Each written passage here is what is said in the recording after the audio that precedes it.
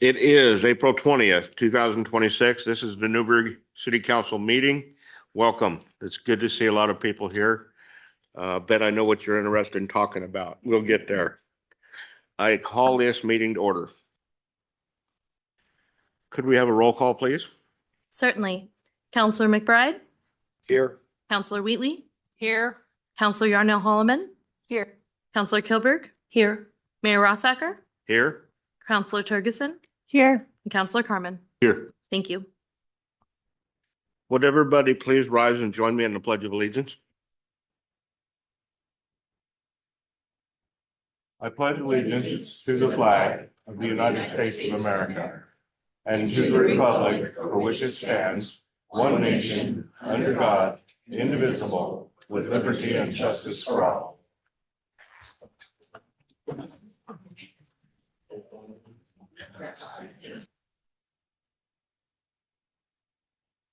Thank you very much for being here tonight. The first item on our agenda is the city manager narrative report. Bill, welcome. Thank you, Honourable Mayor and Honourable Councillors. This is the list of events that took place for March of 2026.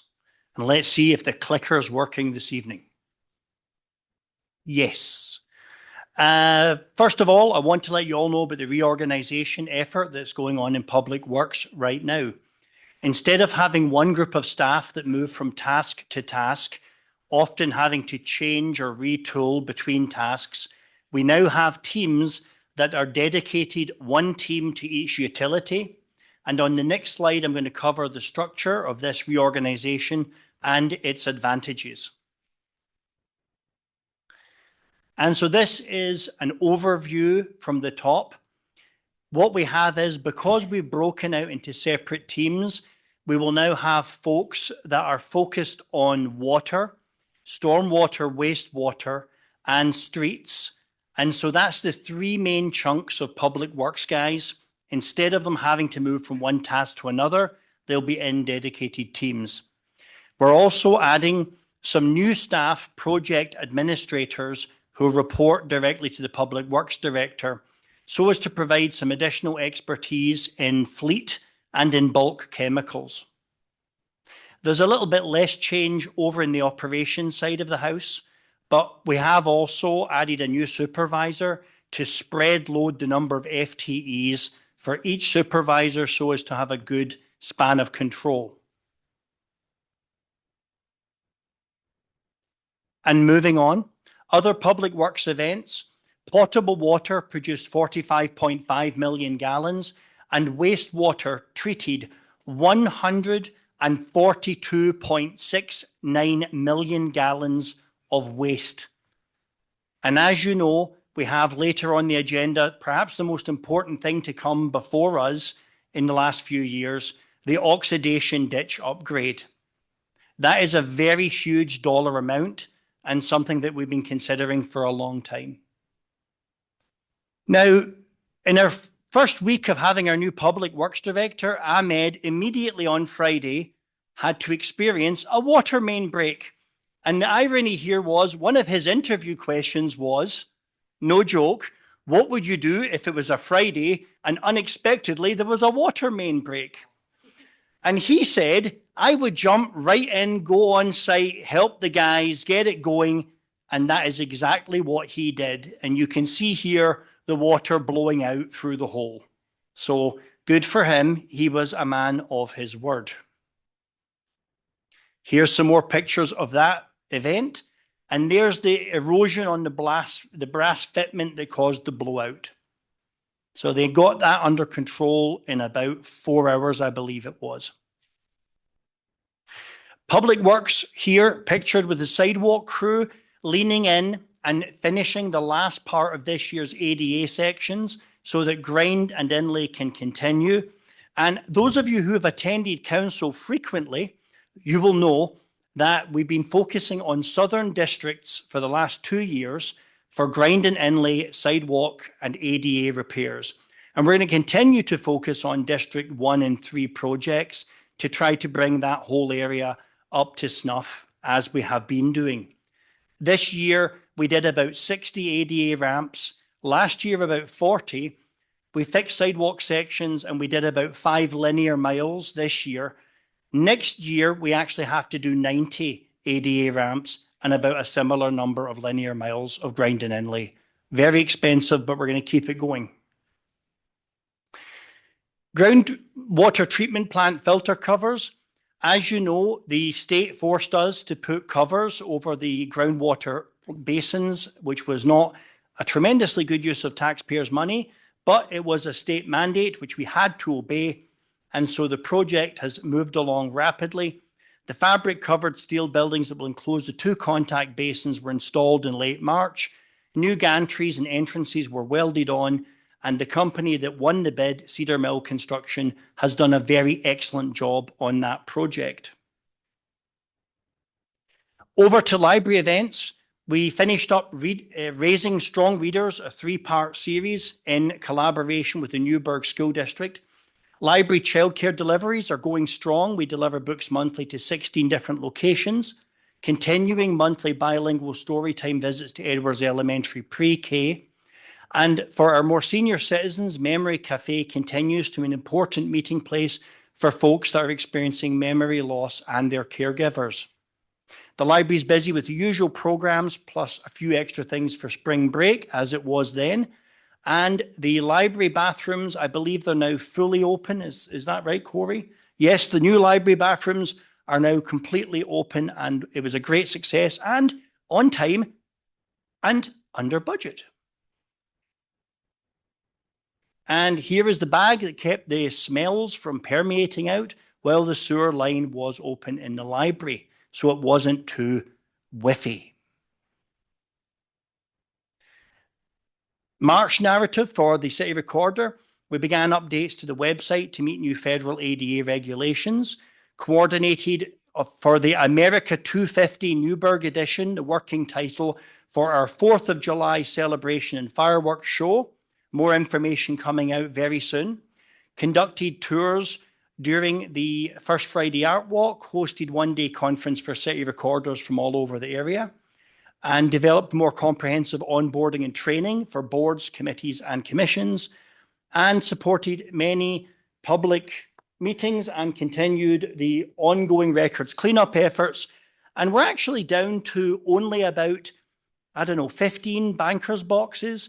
3 years ago, we had about 300 bankers boxes to be scanned, and therefore the city has almost completely got rid of all of its paper and digitized all of those records, including adding metadata.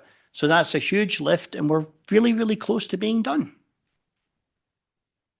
IT events, service calls were 282 resolved, and the reforms, including shifting more services to the cloud, have been resulting in less and less help tickets needing to be resolved, and in fact, more self-service work done connected to those tickets.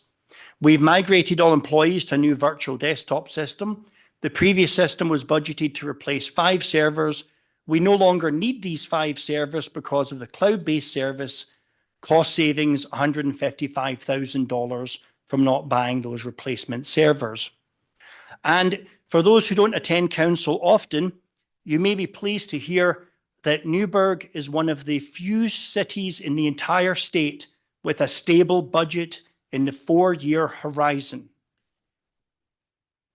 A city that is not taking the 3% property tax increase, and a city that is removing a line item from your billing statement in June, said no other city in Oregon.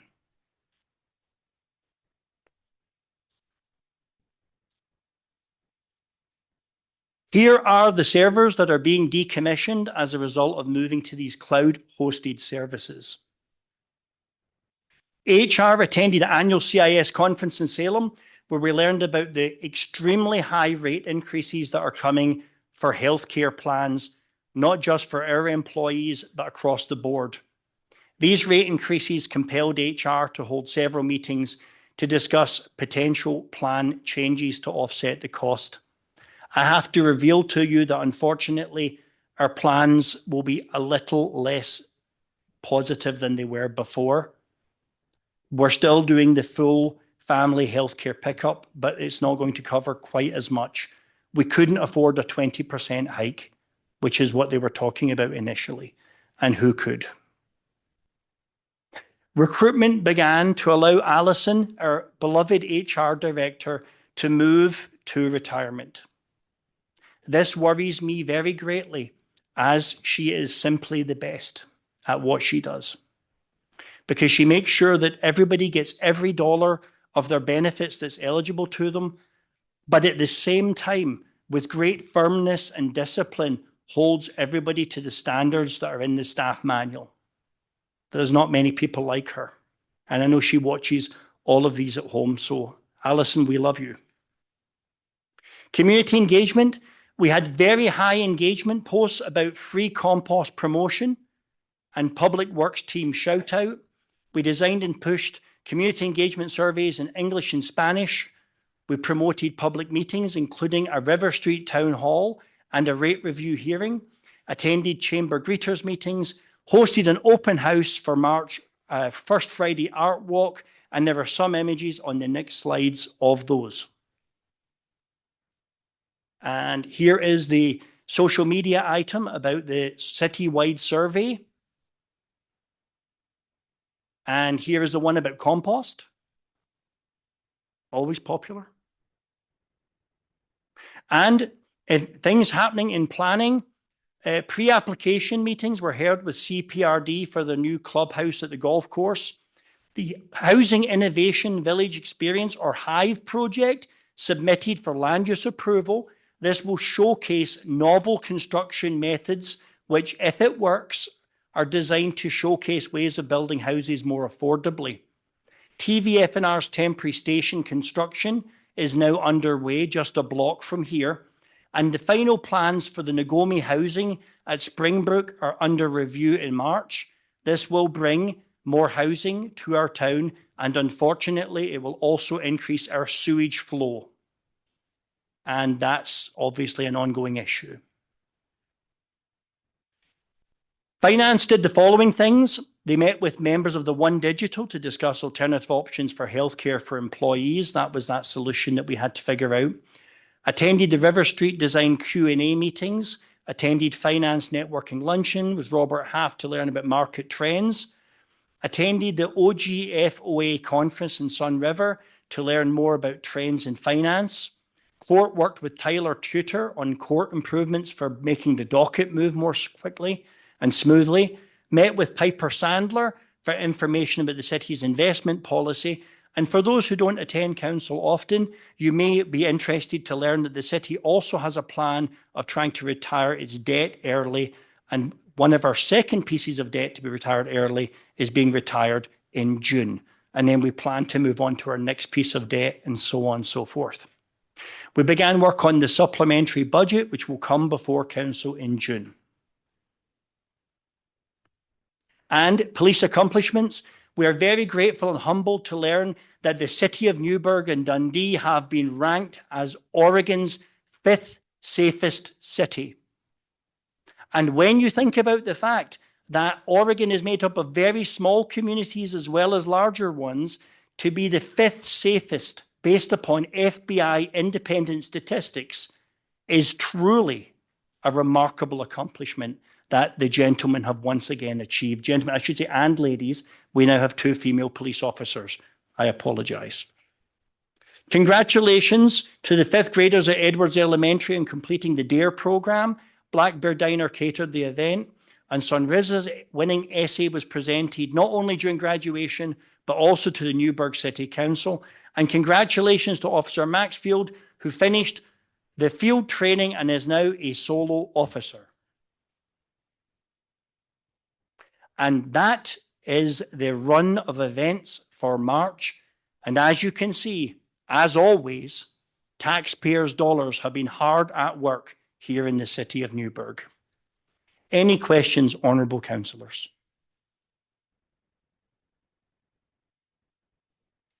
Can you remind me where the Nagomi, that plan is? Where is that located on Springbrook? I don't think I could be more specific than to say up and to the right. By the Allison, that piece? In that general vicinity. Yes, yes. okay, that's what I was thinking. Okay, thanks. Yes. Yes.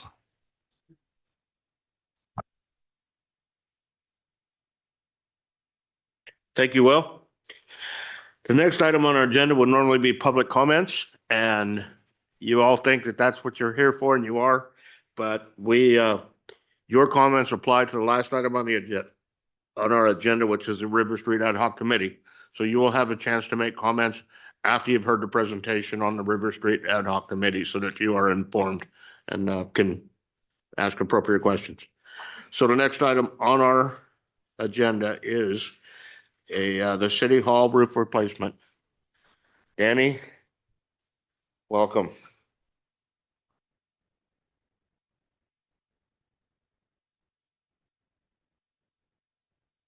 Greetings, everybody. I'm Danny, Danette Hilton, City of Newberg Engineering Department.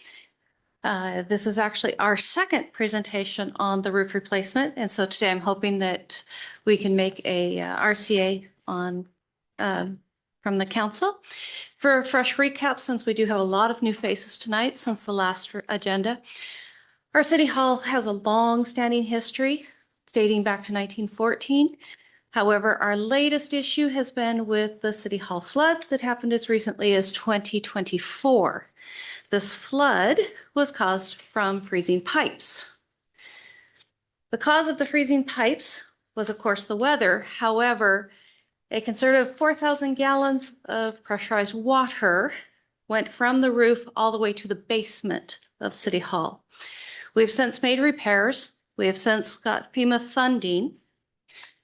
However, the findings were no lack of insulation at the roof, as well as the open biometric shafts on the roof, which we have 3 that I've circled in the picture here.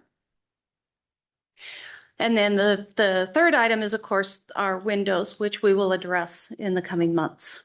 So right now, we really want to concentrate on the roof with replacing and get those open barometric shafts closed off.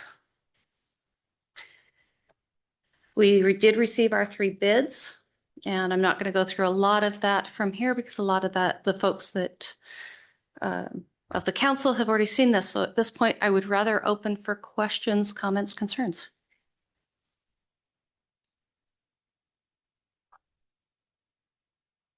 I had the pleasure of joining Danny on the roof to view what the existing conditions are.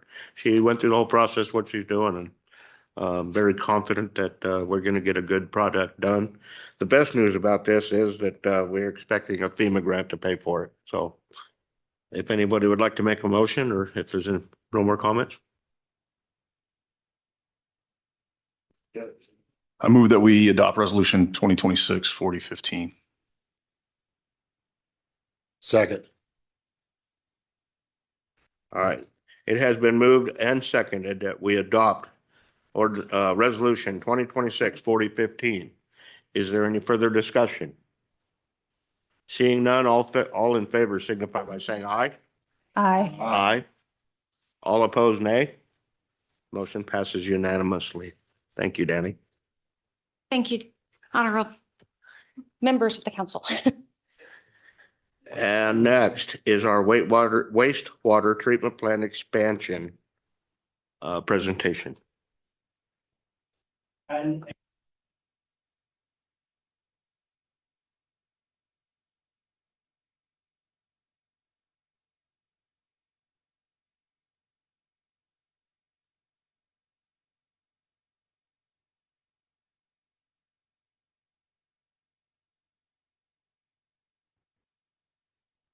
good evening, Honourable Mayor and councillors.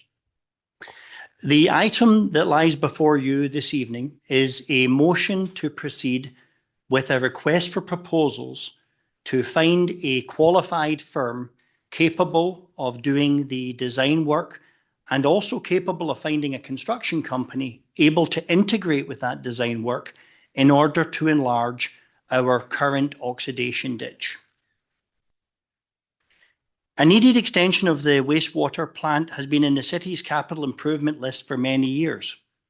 It was, however, thought that the improvement would need to occur in about 7 or 8 years into the future, and we had assumed that we might have enough capacity to get there.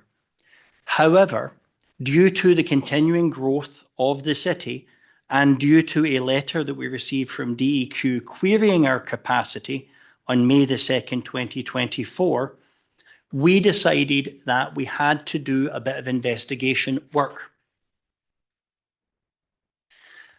Having done this work, which included a capacity study, included an analysis of our solids handling processes, numerous visits to the site, we have determined that the city does indeed need to expand its capacity and expand it in such a way as to take us through to the 2040s with solids. As with all complex engineering tasks, final costs cannot be fixed or fully known before procurement design and specification work is complete. Since we currently have sufficient cash on hand, and let me say how remarkable that is, that we've been able to put aside over 5 years the cash in hand to be ready for this, we recommend that we initiate this request for proposal. But before we get to that, I'd like to just allow the experts in the room to go over in a bit more detail what the lay of the land may be. And let's see if this is working. Here we go, gentlemen. It's the bottom one. And let's all introduce ourselves for the sake of the record. My name's Eric Roundy. I'm a senior process engineer for Keller Associates. Peter Olson, and I'm a project manager and area manager for Keller Associates. And the man that gets the work done. John Hodgkins, operations manager.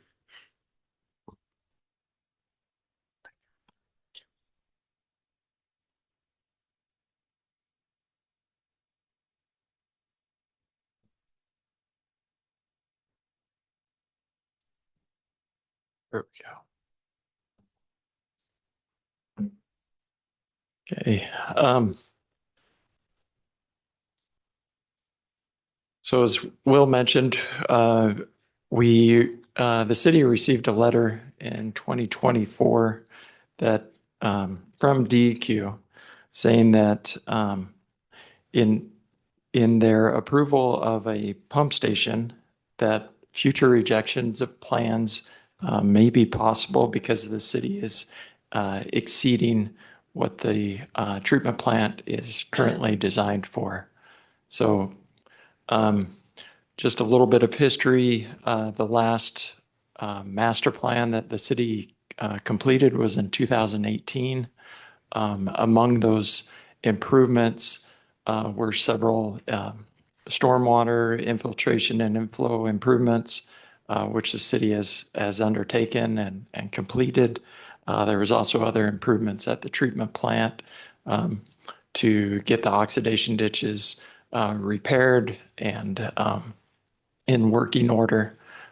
So with that kind of background, we're just going to step through, I'll step through the capacity study, but before that, just turn the next slide over to Peter. Yeah, this next slide, we just wanted to point out that there are communities that are being pushed or forced and made to have moratoriums, and those moratoriums are not longstanding. They are a short time period. It's a DLCD, so the Department of Land Conservation Department with the state. It's a process you have to go through with them. It's a little bit lengthy, and like I said, it's a short-term stop on issuing permits, and allows the city to then or requires the city to then put a correction program together that will then provide that capacity. So it's not going to happen. It's a stop and let's collect and make it happen.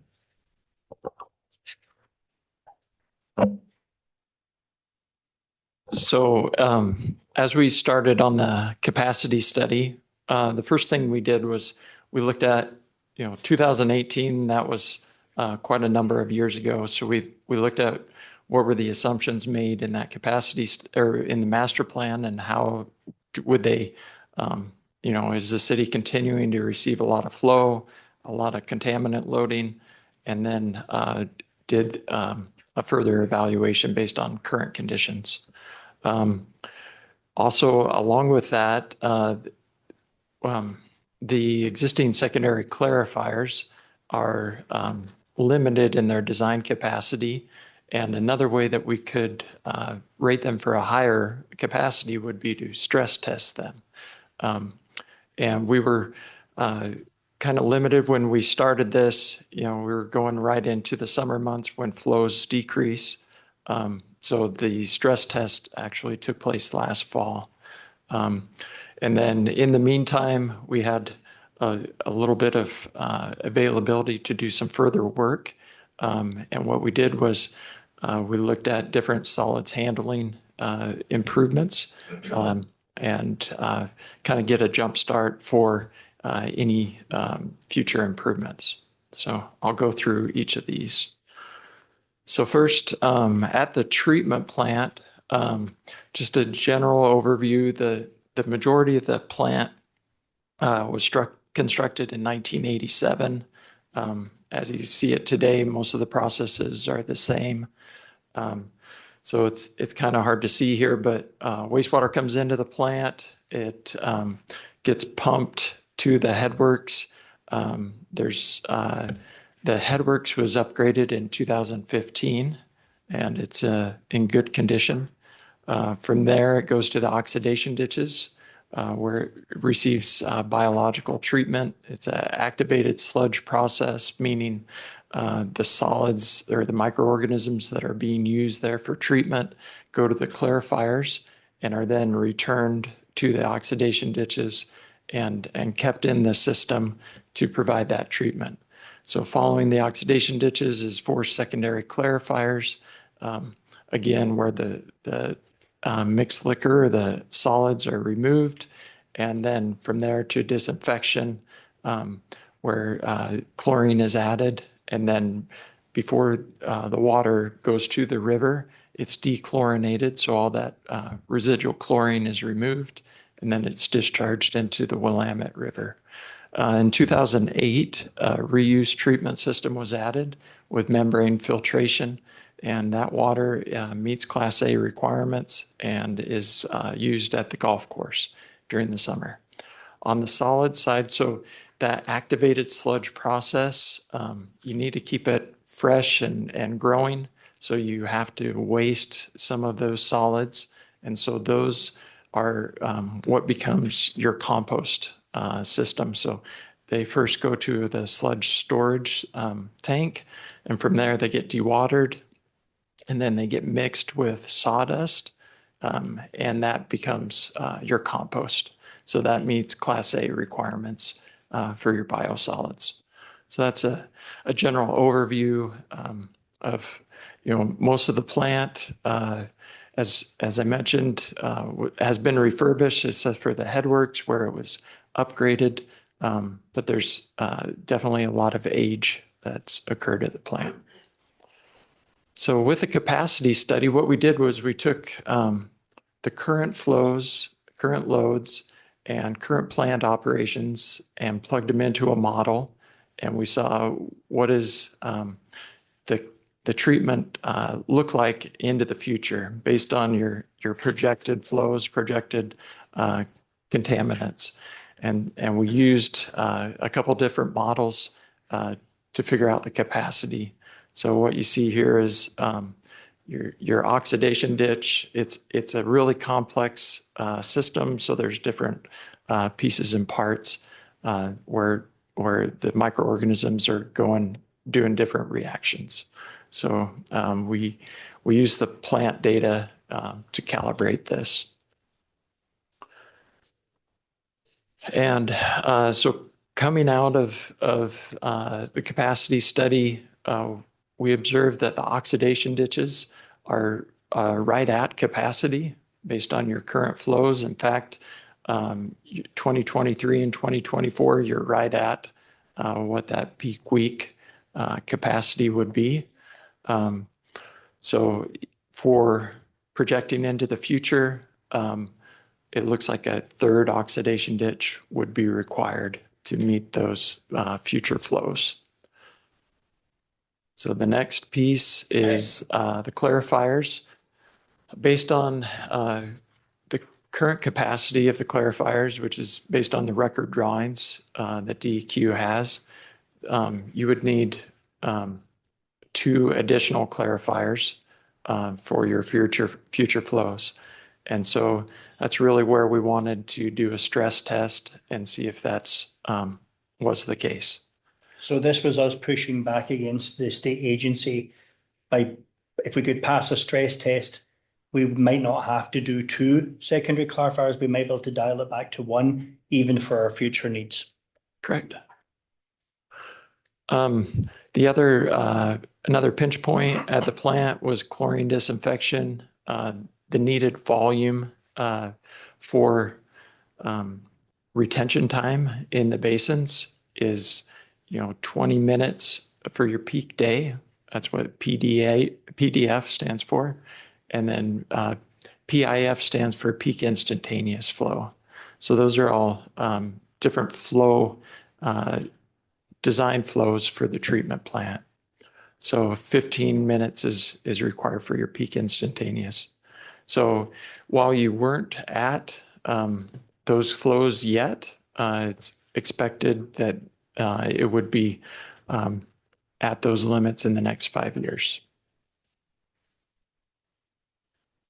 And then the solids handling system is again related to your oxidation ditches. And so based on the model results, the existing composting system is really in your maximum months, really getting at capacity, and an additional approximately 4,700 pounds is needed for future capacity. And in addition to that, there's also quite a bit of leakage and cracking that's occurring with the composting, which occurs right now in tunnels. These are vessel tunnels where the compost is loaded in there and pushed hydraulically through the tunnel in a certain number of days. So in addition to capacity there's also some condition issues. Okay, as was mentioned, the city was able to do the stress test in November. So what the stress test, this is a hard graph to see, but we were basically able to send over 8 million gallons constantly through a clarifier, which equates to 33 MGD if all 4 clarifiers were receiving the same amount of flow. To do this test, we also, the city, replaced one of the RAS pumps, which returns again the solids from the clarifier back to the oxidation ditch. And that allows that clarifier to have a higher solids handling capacity. So the other 3 clarifiers, they still have the smaller RAS pumps. And so they're not able to pump quite as fast.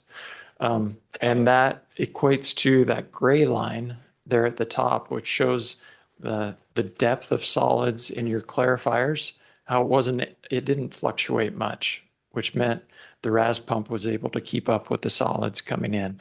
So that was a good result. And probably the most important result coming out of that is the bright orange line or yellow, which is your effluent solids concentration.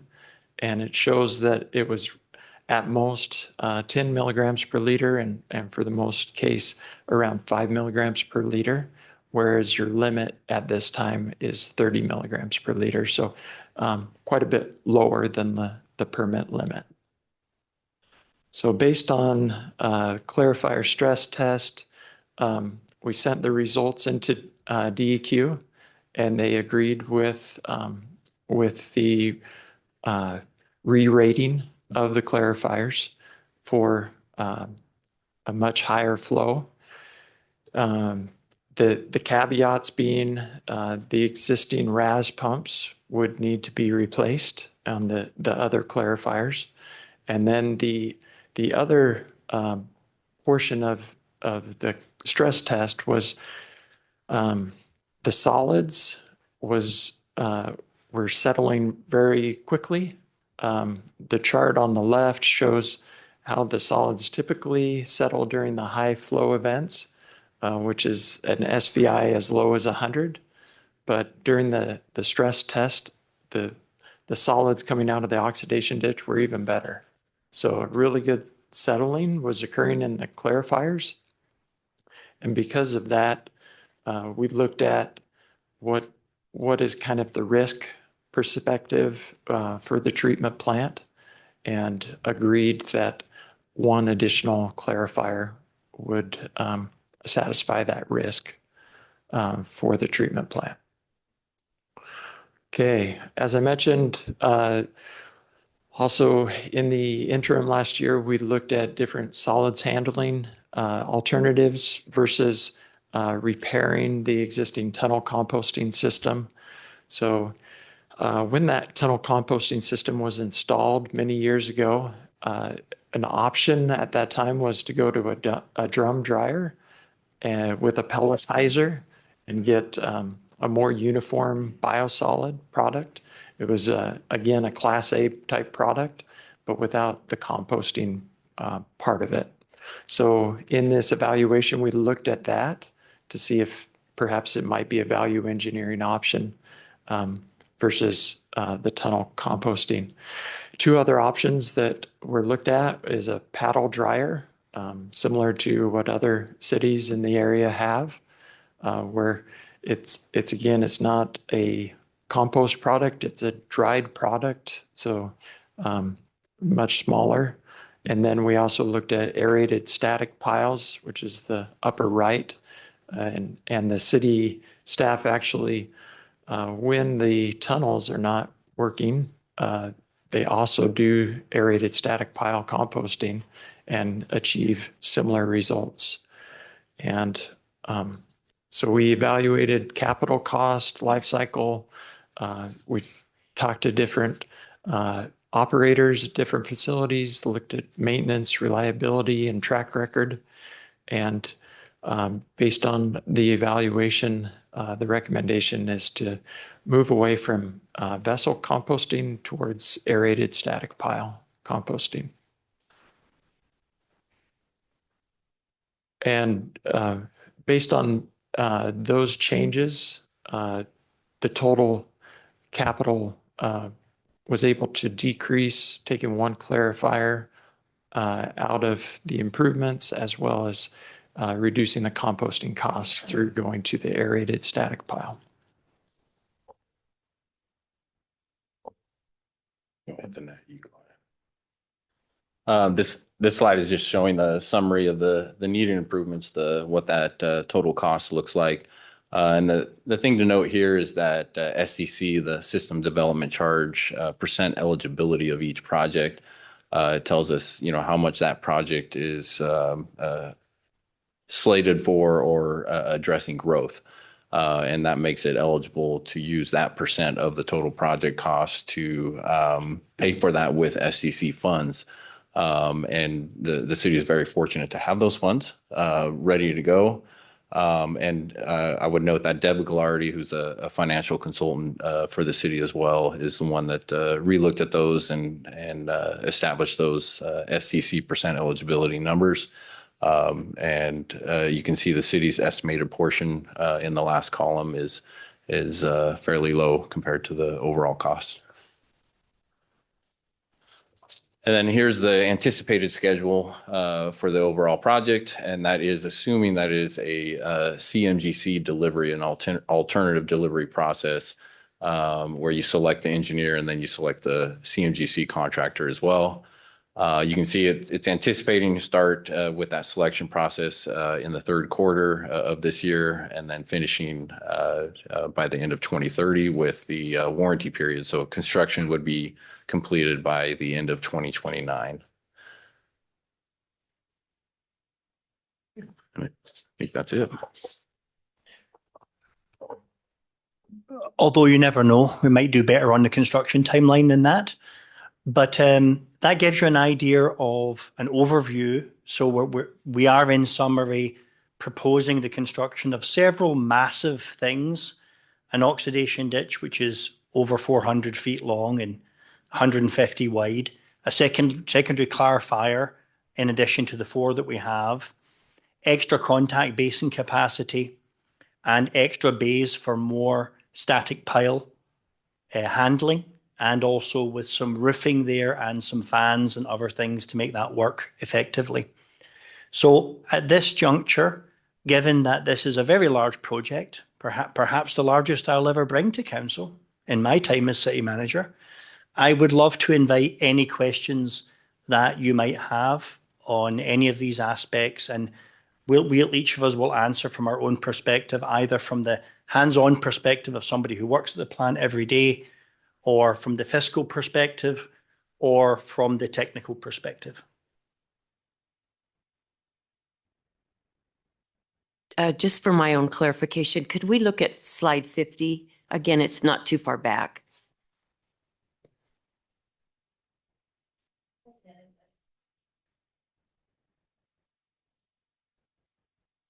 Yeah, this was just my lack of understanding, I'm sure. The first bar is the one you're recommending, correct? But it looks like the capital cost is considerably more than the second bar, but the other pieces are fairly similar. So why is that better? So that's an overall ranking. So Oh, ranking, yeah, not so cost. not cost. So the No. higher, So the longer that section of the bar, the higher the rating. yes, Okay. the better it is. Okay, thank you. That makes sense to me. Second question, in the more detailed materials, and even you alluded to it today, I think, this evening, that the composting system is getting tired and there are some leaks and things, but it's still working. Is there any advantage to waiting until it's not working? Or on its final breath, as opposed to spending the money now? I think you're going to pass that mic over to John. Okay. Yeah. So Let's we're talk already- about failure. We're starting to struggle right now with where the composter's at. Starting in the fall, we'll accumulate solids and not be able to move them out fast enough. By the spring, we start to catch up, and summer we're good again. Then we just repeat every year. It's getting farther and farther into the summer before we can catch up. So it's trending worse. And then another aspect to that, of course, is that with the cracks in the chamber, a rebuild of that might be a very expensive proposition, which would be in effect throwing new money after old. So that's probably not wise either. So it'd make more sense to go to the aerated static pile. It's Okay. a cheaper method. Yeah. Okay.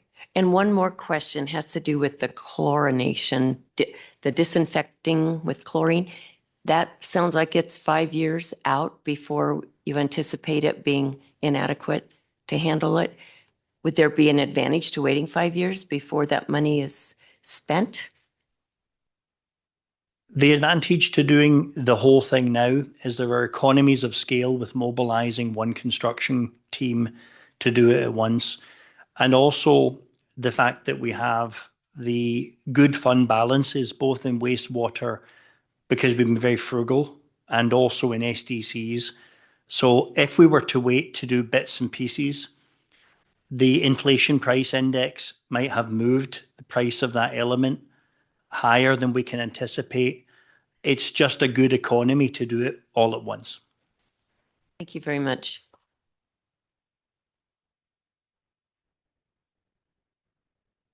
So can you talk us through the balances on the SDC accounts, the appropriate accounts for this, and also on our rate account balances? How does that compare to what we're going to be spending on this item?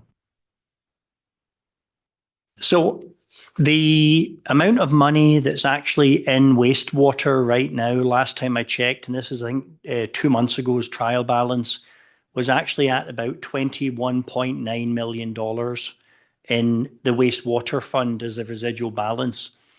In system development charge funds, right at this moment, we were at about 15. My goodness, that's good from memory. We're at about $15 million in SDCs. So we are also seeing an accumulation of more SDCs in this category right now because of construction that's happening right now. I don't anticipate that we're going to have SDCs in the realm of 27 when it comes time for construction. I think that you're actually going to see probably from SDCs something like 16 or $17 million. And the remaining balance would come from the wastewater fund. In my projection, which Katie has vetted, at no point does the wastewater fund drop below $10 million. So, in other words, we have more SDC capacity than we have SDCs, but we also have plenty of money in reserve in wastewater.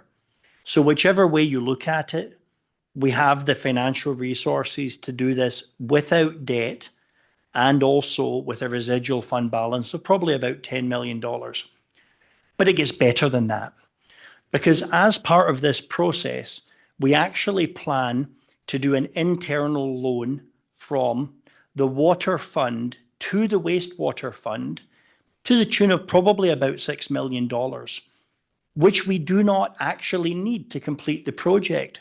So why, may I ask, why would you do this if you do not need this money right now?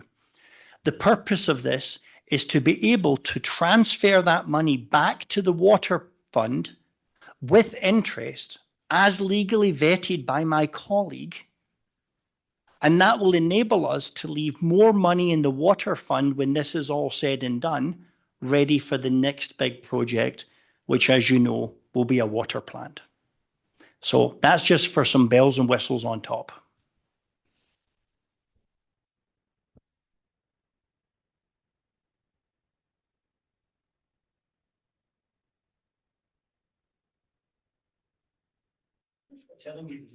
So if there's no more questions, there's a recommended motion at the, on the RF request for action, RFA.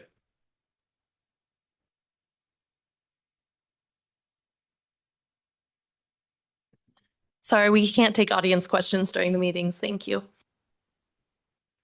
See if I can get this right. I move to authorize initiating the RFP process for work to increase the capacity of the wastewater treatment plant as described tonight.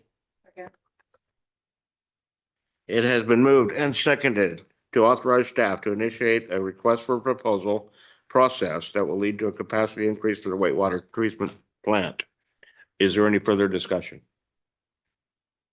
Seeing none, all in favor signify by saying aye. Aye. Aye. All opposed, nay. The motion passes unanimously. Thank you. Thank you.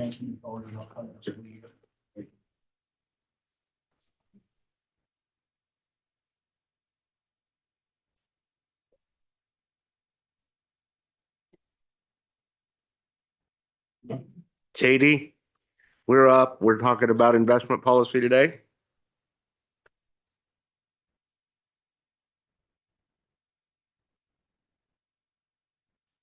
Good evening. I should be short and sweet unless you guys have lots of questions.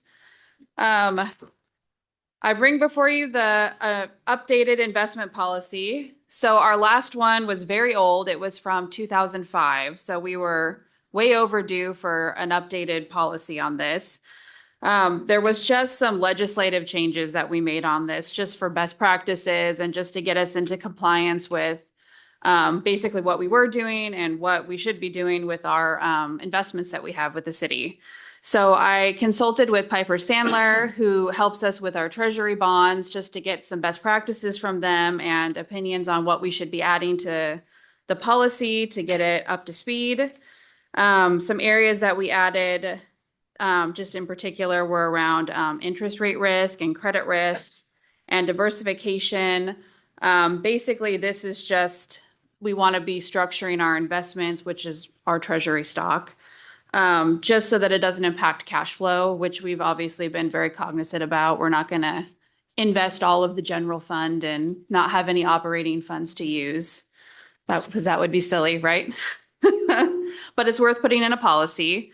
The other area that we made some significant changes to was maturities, which again has to do with, we weren't doing any of it, but we wanted to put in the policy just some restrictions around how much we can invest and what's a good operating amount that we need to have on hand, just so that for future reference and stuff that we're not overextending what we put in an investment portfolio, just to make sure that we have significant money on hand that's available for cash flow if we needed it, which we've obviously been doing anyway, but it's good to outline in a policy. And one other area that we did add was we can invest in excess of 3 years if it's for a specific capital project. So like the water treatment plant, we could set aside funds for that and have it, leave it in an investment for more than 3 years if we thought that was advantageous with an interest rate that we were able to lock in. But yeah, and those were most of the changes that we made to the policy. There weren't a whole lot of significant things, but it was just good to put down some best practices in a new policy. Thank you. Does anybody have questions? Please.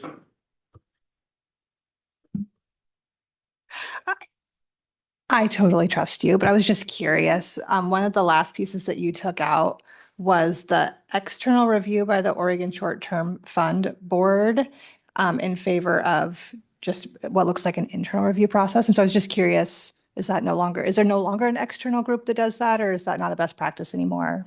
From talking to Piper Sandler, they said that we could leave that in there. They said it's not really a best practice because it takes many, many months to get on their list of people. And they said it doesn't generally provide anything extra.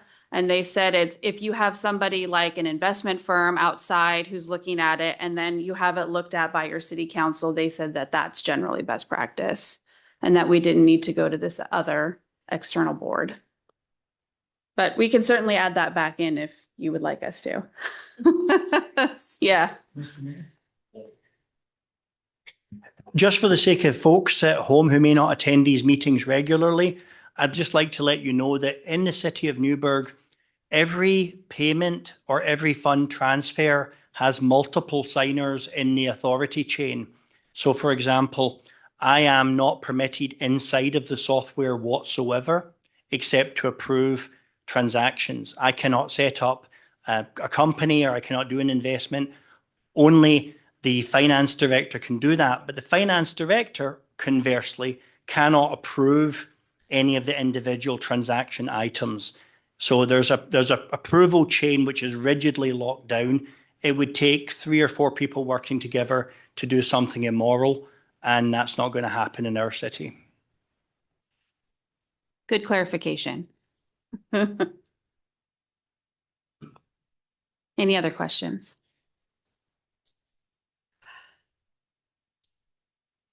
This is the point where somebody should make a motion. I move that we adopt resolution 2026-4019. Second. It has been moved and seconded to adopt resolution 2026-4019. Is there any further discussion? Seeing none, all in favor signify by saying aye. Aye. All opposed, nay. Motion passes unanimously. Thank you. Thank you.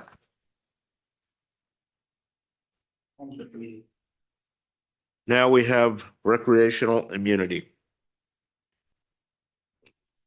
Thank you, Mr. Mayor. Thank you to the council. I'll be brief tonight on the recreational immunity piece. And in your packets is resolution number 2026-4024.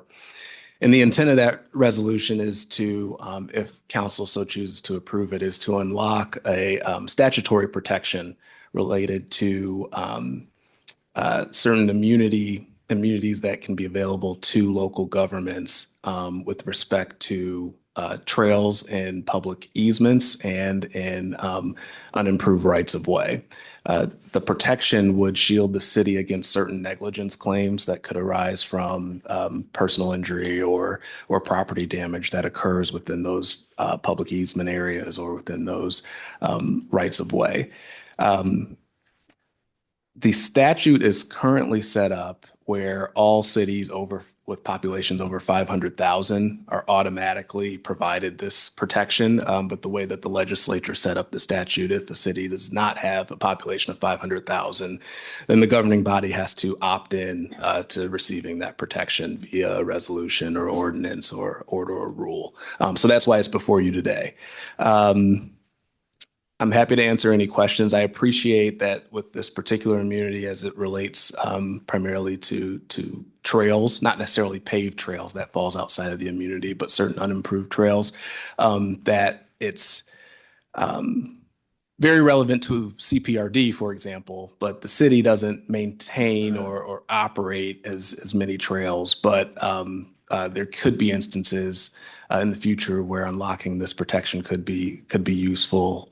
It also can come into play even if the city doesn't maintain it, but owns property, the underlying real property, or owns the right of way, even though it doesn't maintain it, the city could be pulled into a claim. So the recommendation from my office and staff is to approve Resolution 2026-4024. But I'm happy to answer any questions the council may have. So James, if we were to pass this, does it keep us protected that if some claim does come up, we don't have to even put forth money to help defend ourselves, go through the process to finally get to a judge that goes, nah, you guys don't have anything here. We're still going to spend money, or does this keep us from not even having to go through those steps? Yeah, thank you, Councilor McBride. So it doesn't shield the city from being a defendant in a lawsuit. The city can still be sued, but it does give us a very strong protection to defeat that lawsuit in a more efficient manner, if you will, should one arise. I remember reading about somebody falling on a trail out at the coast near Lincoln City, and I think that may have been what initiated this, and they were suing because of that. My question is, I don't think, well, I'm almost certain that CPRD is not a nonprofit corporation. So would they also then be, would they have the option to opt into this immunity as well? Yeah, thank you, Councilor Kilberg. A couple of thoughts. One, you are correct that there was a case out of the Oregon Court of Appeals out on the coast that was a trigger for a lot of the recent legislative updates, I would say, over the last couple of years when we're talking about recreational immunity and trail immunity. When it comes to who can kind of exercise or have the protection that's provided with respect to this trail immunity, the legislature clarified the statute over the last couple of years to point out that it applies to all local governments. And in that definition of local governments, it includes districts like the Parks District. So.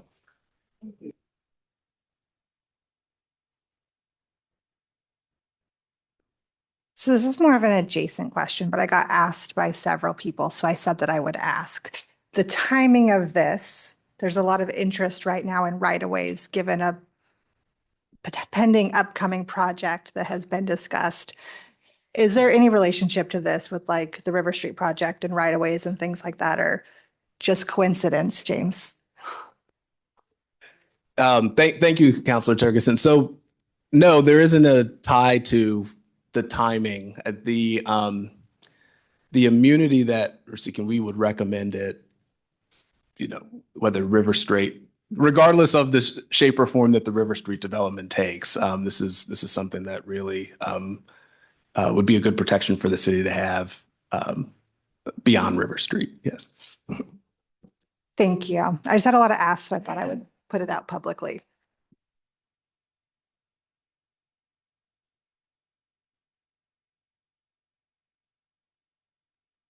If there's no further question. Would somebody like to make a motion? I move that we adopt resolution 2026-4024. Second? Been moved and seconded that we adopt resolution number 2026-4024. Is there any further discussion? Seeing none, all in favor signify by saying aye. Aye. All opposed, nay. Motion passes unanimously. All right, now on to council business. We have a presentation about the boards, committees, and commissions appointments. So we have, oh, you're gonna present? Okay.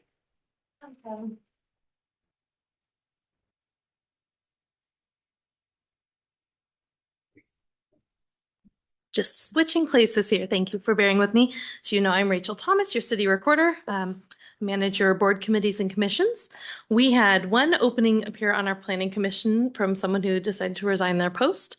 And then we had 2 student vacancies that had yet to be filled this year. So you met with our students a few weeks ago. They came to a council meeting and spoke with us. And we also had an applicant for the planning commission. So Mayor Rosacker asked me to move forward with this appointment this evening.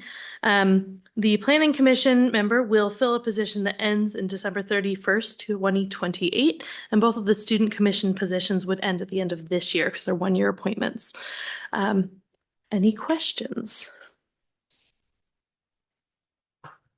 I would like to point out that we made a change to the planning commission appointments. Planning commission is a time commitment that not everybody understands. And it's also a commitment to do homework, be familiar with what you're going to be talking about prior to the meetings. And it can be very technical. So we've had some people take on that role and then discover that they weren't ready for the commitment of that role. So what we have started doing is when somebody has applied for that role, we then send them to Scott, who sits down with them and discovers together whether or not they are truly interested in the commitment that it takes to be part of that very important board. So this person has already been through that process, and we're fairly sure that will be long lasting. So thank you, Rachel. Anybody else have questions? And I will let you know that we had one other applicant went through that process and he said, no, thank you. So it worked.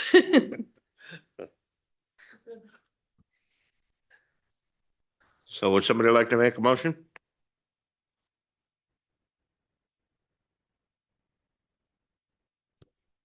So I'd like to make a motion to consent to the mayor's appointments as detailed. Second. So it's been moved and seconded to appoint these 3 members to their appropriate commissions. Is there any further discussion? Seeing none, all in favor signify by saying aye. Aye. All opposed, nay. This motion passes unanimously. Thank you, Rachel.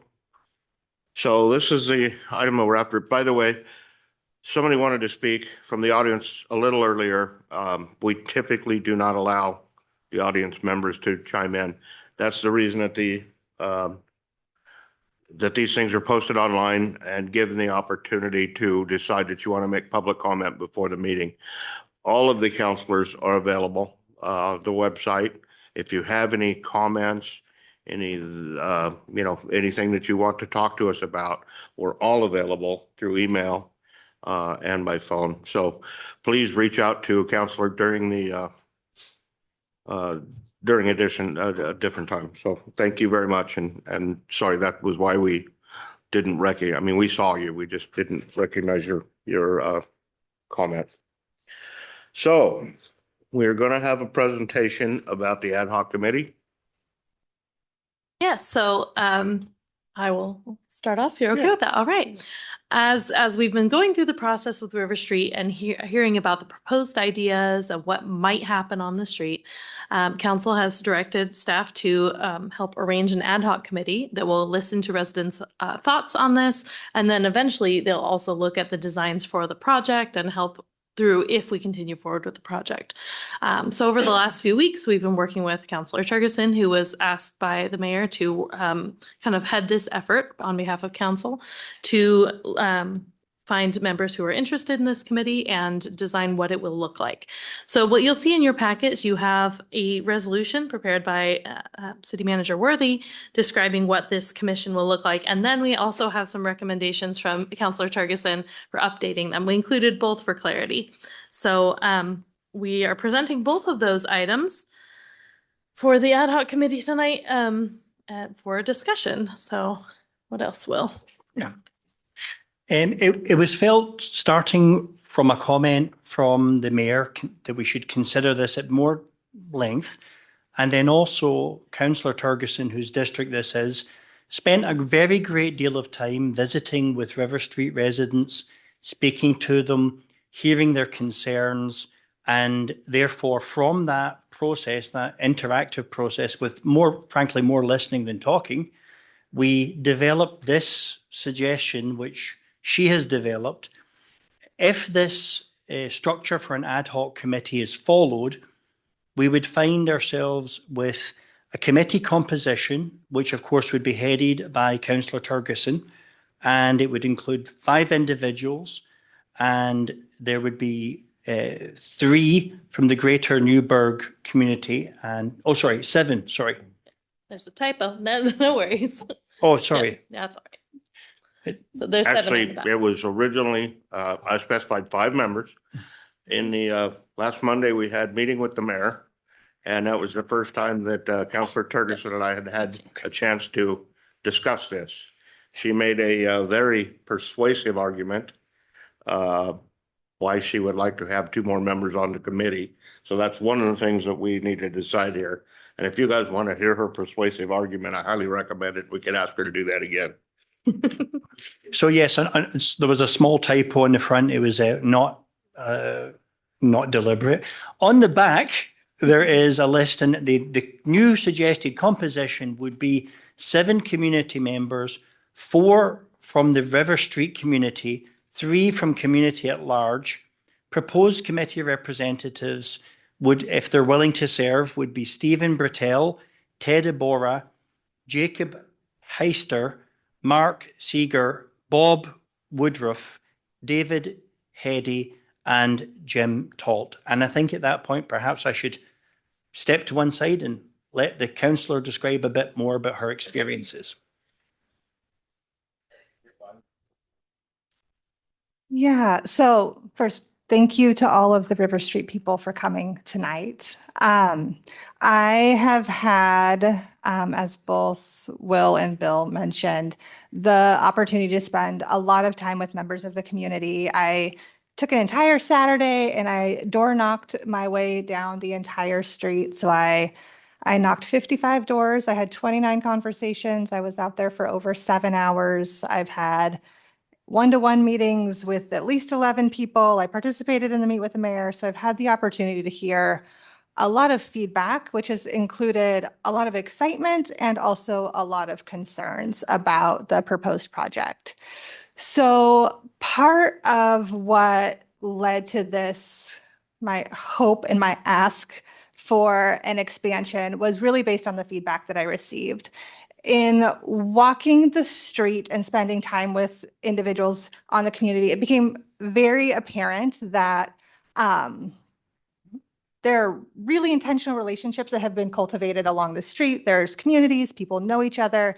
And so I think different sections of the street are likely to have different needs. And so having that represented is going to be really important. The goal as well for this ad hoc is that it is a space for voice of concern that can be uplifted to really represent community concerns. And so ease of access also felt really important to me, that it is easy to connect with the person who's going to be the representative from your section of the street. So it's not perfect, but right now with the current composition, I think I have like the 300 block, the 500 block, the 700 block, and then the far side of the 800 block was as far south as I could get. So that if you have a concern for your segment of River Street, it is as easy as possible to hopefully connect with someone who can bring your voice back to the ad hoc. Additionally, one of the things that I noticed that felt really important as part of that door knocking process, which everybody was so gracious, and I think it is also a normal response of there is more side on the east side of the street, so please make all changes on the east side, versus other doors that said there's more space on the west side, so please make all changes to the west side of the street. The other piece that this 7 community member group represents is there's north-south representation, there's also east-west representation. The other pieces that felt important to me in thinking about members of the community, not to put Ted on the spot, but Ted is a member of River Street, lives on River Street. Ted also actively participates in our budget committee, and so someone who can have that lens of community voice, livability, and also technical numbers budgeting, I thought would be a really important consideration. And then Bob Woodruff was a recommendation from someone on the council, and he has the historic preservation knowledge. He participates in that community. And so thinking about how do we develop a project that really fits the community, that felt like another important voice to have.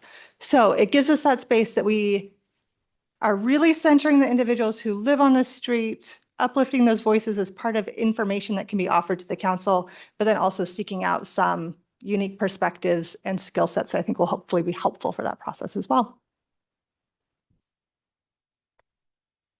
So there's one correction to the document. It says someplace that the meetings are going to be at the library. The meetings are going to be held right here in the public safety, Denise Bacon room of the public safety building. These meetings, for those of you in the public, will all be open meetings.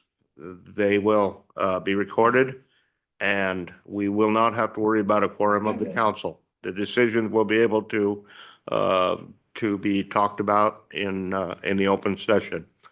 There will be no public comment at those meetings, but for you in the public, the whole idea of this ad hoc committee is that you need to get to know one of the 7 people on that committee and use that person as your go-between between the city and yourself. That's the whole point of having those 7 people, is to represent you to the city. I know that I will be attending those meetings along with other councilors. We will be sitting in the audience with the rest of you. Councilor McBride is part of the committee. He will be at the table along with Councilor Turgeson.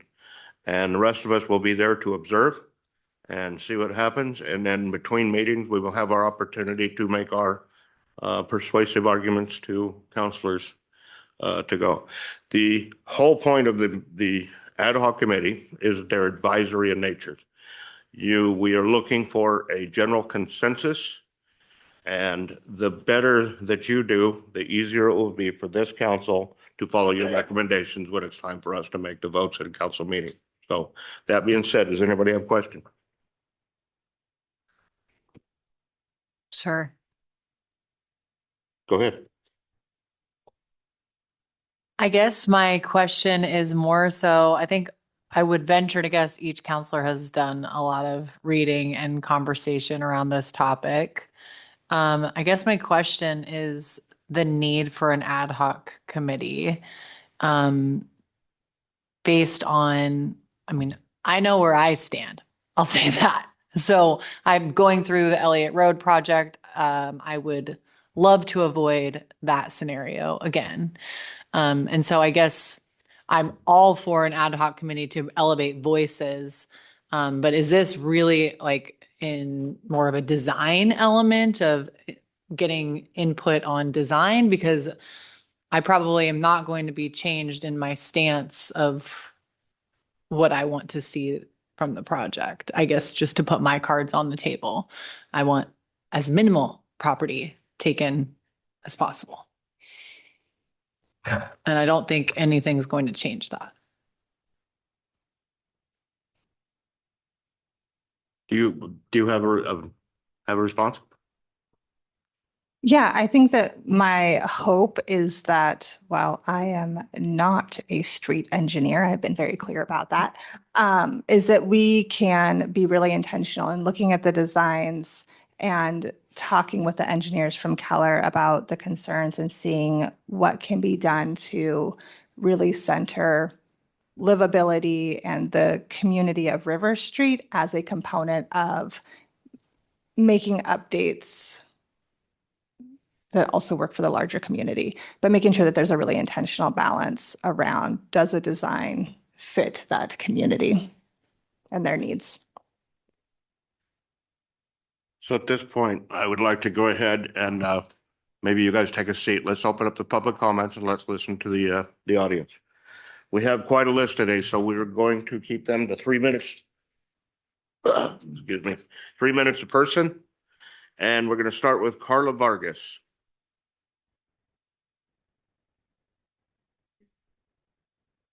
Hi, Carla, welcome.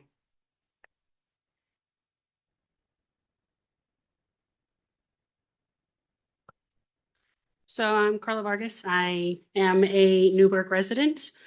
And I guess I'm just hoping, kind of like what you said, that it has the least amount of impact on the neighborhood. And I would encourage all of you, like Jerry did, if you have time, to come walk River Street. It is a wonderful community. And I know that some people think it's the south side of town, and so it's maybe not as good as the north side, but it is a wonderful community. I wouldn't live anywhere else in this city, even if I could. So I do encourage you to come walk, talk to the community, see what kind of an impact it could have to the residents. Thank you. Thank you. Just for informational purposes, would the counselors like to raise their hand if they have walked the street more than just a couple of times in the last few weeks? All right. I have made it my habit to drive down that street about every chance I get at this point. Next, we have Renee. You're going to tell me what your last name is.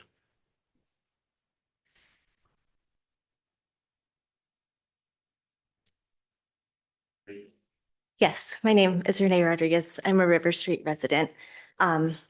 My family moved to River Street about 5 years ago. We were so excited to finally have a fenced yard for our dog, beautiful landscaping planted by the prior owners, and a big tree that had been standing for decades, providing habitat to the birds and wildlife. We felt like we finally had a space to breathe. When we heard of this project and the design option proposed, we learned that it could potentially bring a multi-use path or a bike path right up to our front steps, which would eliminate what we moved here for. I just want to share some numbers with you tonight, and this is from a couple of us walked the neighborhood.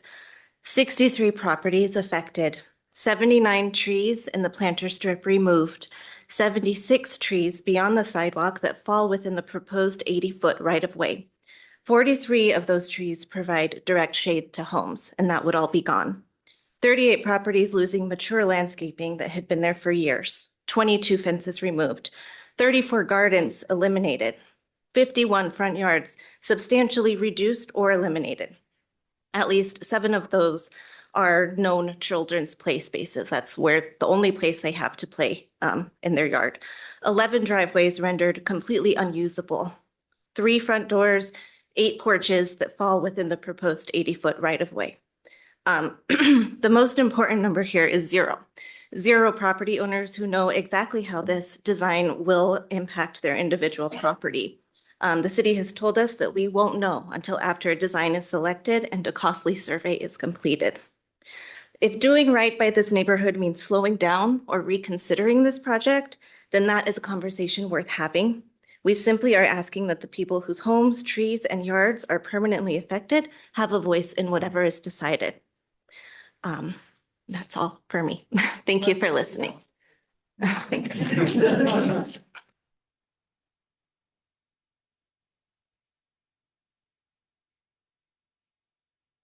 I'm sure you say that because you know that most of them must live in Counselor Sturgison's district. Not kidding. Next, we have Elizabeth Todd. Hi there. Thanks for coming. Sorry you had to wait so long.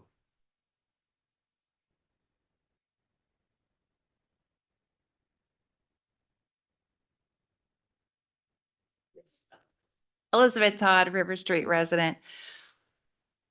I appreciate the time that you have allocated for this process.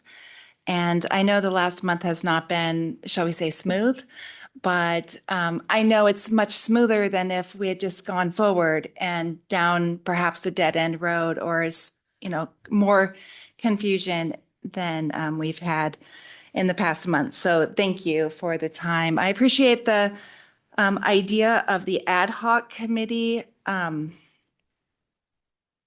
I guess I do have a couple questions and a suggestion. I noticed in the proposal, it says that the Keller Group will be sitting alongside the ad hoc committee, and I know that's important. I sat with Donette Hilton and talked about the engineering and the infrastructure needs that the city has, and I think that's important for all of us to understand. I do wonder, when you're a hammer, every problem looks like a nail, and I just wonder if the ad hoc committee, in addition to hearing from engineers, could also hear from arborists. And I want to give an example following up on what Renee has said. One of the trees, it's even further, it's maybe 11 feet inside the current sidewalk, but it's a massive tree in my yard that basically my whole yard is built around this tree. And so if that tree is going to need to come down, I want to be sure that there's been due diligence and that people have really looked and tried to save this tree. And I know I'm just one property owner and it's just one tree, but this tree really matters to me. And I know it's cheaper and faster to clear cut and just bulldoze. But what I'm asking is that the ad hoc committee could really hear from arborists or tree people, and they could think, how could we save some of the trees, even in the green strip? And I would love for that to be something that the city council passes on to the ad hoc committee. I would love for the city council to pass on to the ad hoc committee that we are working within a 60-foot right of way and we're taking off the table the 80-foot right of way. I would love it if that could be a guidance or a suggested guidance for the ad hoc committee. I think I'm with Carla that I want to see this project going forward and not harming my neighborhood. I think there's going to be real costs and that there will be real harm to the neighborhood as much as those might be minimized. There will be great losses that we will feel.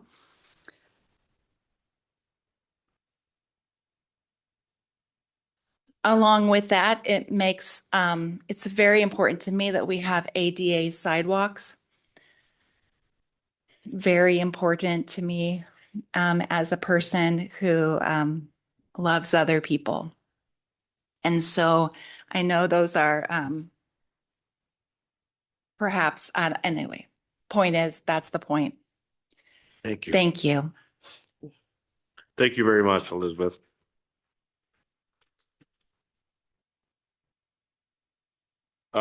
We have several more people to talk here. Would you guys like to take a short break and then resume, or shall we power through? Okay. Next is Ted Deborah. Welcome, Ted. Thanks. Looks like everybody knows. Oh, somebody left their glasses. Good evening, council members, mayor, city staff. My name is Ted Deborah, for the record. I live in River Street, and I've lived there for over 20 years, since 1998. I've got a house that's built in 1898, and I've got two huge trees in front of my yard that's probably been there but the same amount of time. And what attracted me to that place when I first renovated it is those trees. And those trees also serve a big purpose. It shades my house where I don't need to buy or put air conditioning in, because I mean, it keeps my house cool. taking out those trees would probably make me purchase a cooling system for my house. So those trees are very important. The River Street project, I mean, I looked at all three plans, and plans 2 and 3 takes out a huge part of my front yard. Plan 1 doesn't, but I mean, it's still, on the table where plan 2 or 3 might be what goes forward. So those are kind of my concerns that the city should consider, or the city council should consider. I mean, I've lived in Newberg for a long time. I've been in the budget committee, and my daughter's gone to school in Newberg High School, and we've had a business here. So I'm attached to this community, and that's kind of what attracted me to that particular area. Changing it would probably make a big difference to the look of River Street, and that concerns me. So that's all I have. Thanks.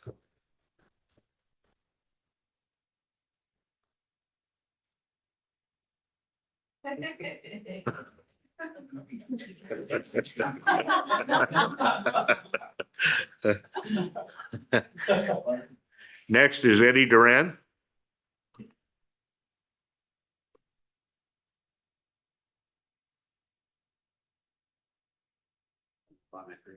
Middle name, okay. What's that? Thank you. Welcome. Honorable Mayor, City Council members, it's a pleasure to be with you this evening. I am a longtime resident of River Street, about 30 years, I want to say. And over those 30 years, we've enjoyed immensely the trees that we have in our front yard. I have 2 gorgeous blue spruce trees that are about, 50 years old. One of which we use every Easter to hang a piñata, and all the grandchildren come around and they have a great time. They hit the piñata, it spills out over the front lawn, and they have a good time. And I have a beautiful fence. I want to say that my fence is probably the nicest one on the street. It's made of plastic, and I don't have to paint it, and it's very expensive. And I've lived there a long time, and I knew by going down there, I probably wasn't going to be moving into the best street, but I said that I would make it the best street. If I make my yard the best yard in the neighborhood, people would follow suit, and they have. They have landscaped. We've gotten less people who rent, and people have been buying down there.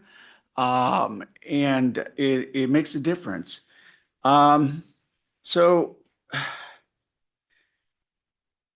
the city indemnification really, really concerns me. And you can't tell me that that's not going to have any tentacles that are relative, because I read between the lines and I can tell you it is relative. And that's a major concern. Thank you, Councilman Ferguson. Another thing that concerns me is cost containment. As you know, and as the engineers probably have already reported, there's a great deal of concrete underneath that road. And there's a lot of pipes under that road that have reached the end of their service life. The cost of this construction as proposed is exorbitant. And you don't even know the depth of it, but I can tell you, it's a lot. The residential livability is the worst problem at all. When you're going to have, most of us moved down there because we had a little bit of a front yard. We didn't want to live in the city. We don't want to live next door to, these wall-to-wall houses. That's why we bought down there. If you put in this proposed construction, it's going to have no front yard. You're going to have people, you can hear them burp as they walk down the sidewalk. It's going to be, the livability will completely plummet. It'll go down. And you know better than anybody that Elliott Street project, I mean, they're like right up on your lap.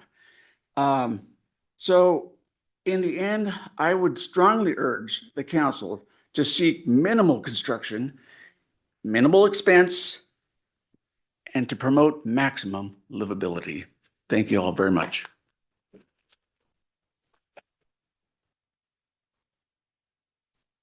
Next, we have Stephen Bertel. Hi, Stephen. Welcome. Thank you. Those of you that are on the committee, you see what you're up against here. All right. My name is Stephen Bertel, and I am a homeowner on 8th and River Street, where I live with my wife and my 5 children. I've lived in Newberg since about 2020, and I love the community. I love the city, and it's very clear that all of you do as well. I think the city's in good hands with you all. I commend you all for the management you provide. I'm going to keep it nice and short because there are a lot of people that want to share, but I do want to say a few things. I could say a whole lot, but I think I might have more time if this passes. So the whole community wants River Street to be fixed. It's very clear from talking to a lot of these people here behind me. We understand that concessions are going to have to be made, and we ask that concessions go both ways. That's all we're asking. The city's preferred design as it stands in the engineer drawings that I've kind of mulled over a long time. I'm no engineer. I don't know, there's lots of minutia to it that I can't get into because I don't know. But as it stands, it would take 7 feet of my front yard. That means 2 trees, a fence, 50 feet of mature jasmine that my wife has labored over for the past 8 years. That's the thing she's most upset about. Established landscaping, a pergola that I built a few years ago, and the tree swing that all 5 of my children have played on daily, almost daily anyway, for their entire lives. One of my sons cries every time we talk about that tree possibly being taken down. That doesn't account for the 2 mature plum trees on the planter strip that I think obviously will probably need to go because of the root system. And, I understand that there are factors that, it wouldn't survive the construction. So I'm prepared for that. My situation isn't the worst on this street. I've talked to other neighbors that would lose significantly more than I am going to lose. The current preferred design asks that the people who live here to absorb losses that are not proportionate to the benefit the broader community receives. That is not a fair trade, and it is not a foundation for a happy outcome for anyone. So all we're asking is that the council go back to the drawing board and find a design that fixes the road without consuming the entire neighborhood. We ask that you slow down and get it right, and that's it.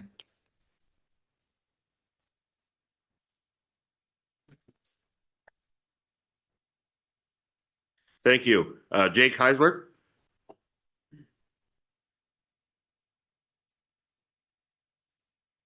Hi, Jake. Welcome. I'm Jacob Heister. I live on 3rd and River here in Newberg, and I have for the last 8 years with my wife and 2 girls. Our house is on the north edge of the proposed River Street Improvement Project. I love the city, so I'm very happy to be here to talk to all you guys, and thank you. Background for me, I'm a robotics engineer at Lamb Research, and I only say that to highlight that I'm analytical and detail-minded by nature, and I do my best to solve challenging problems when they come up. River Street needs improving, that is understood. Also, it is no surprise, but at the first town hall meeting, many were met with a little shock at some of the 3 proposed plans. And since then, the city council and mayor have responded well to hearing people's voices and giving people a chance to be heard informally, which I really appreciate. A lot of important considerations have been raised by citizens at informal gatherings, and many good ideas have flowed out of those conversations, which I think is awesome to see people step up and take responsibility for their own community. And I really appreciate the flexibility the mayor has taken so far to consider an ad hoc committee. This should afford us time to slow down a little, include River Street representation, and reconsider options in greater detail so we can do this project the right way. I just want to express my personal opinion after investigating in detail the impact of the current proposed plans, along with many other smart, dedicated, and invested citizens, that an ad hoc committee is a prudent next step. The proposals are currently kind of broad strokes is what I would call them. And taking time to consider some nuance in design will offer a much more palatable solution. Just a little anecdote, when you look at proposal 3 and the total space that's claimed on there, between 4th and 3rd where I am, there's only a 60-foot right of way today. Proposal 3 doesn't even really fit in that area. And I know there's been no comment about trying to do eminent domain, but it technically, based on the amount of land that's in that proposal, would require eminent domain. So some of those details probably need to be flushed out further in order for these proposals to make a lot of sense. So thank you all.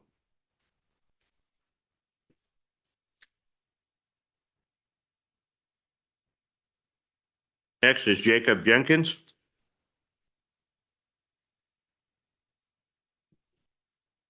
Welcome. Thank you. My name is Jacob Jenkins. I live on 6th Street, down from River a little bit.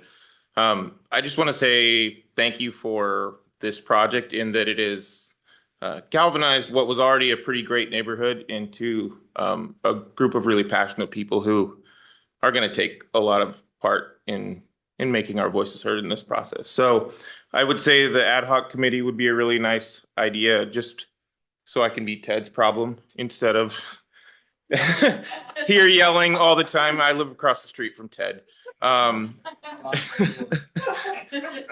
also have his phone number. So it's, we all want the road to be better, but the canopy down that street is something that is really beautiful and a big part of that neighborhood for us. And from what I see in the proposals, they're kind of aesthetically awful. So my concern is even if there is some replanting or some other things that happen, it would take a really long time for the neighborhood to look anything like what it does today. So thank you.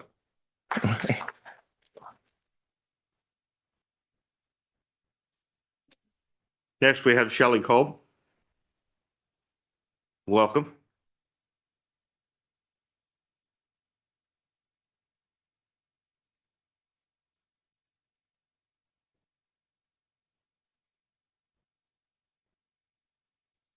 Good evening. I live in Newberg County, and I want to thank the council and the mayor for moving forward with this project.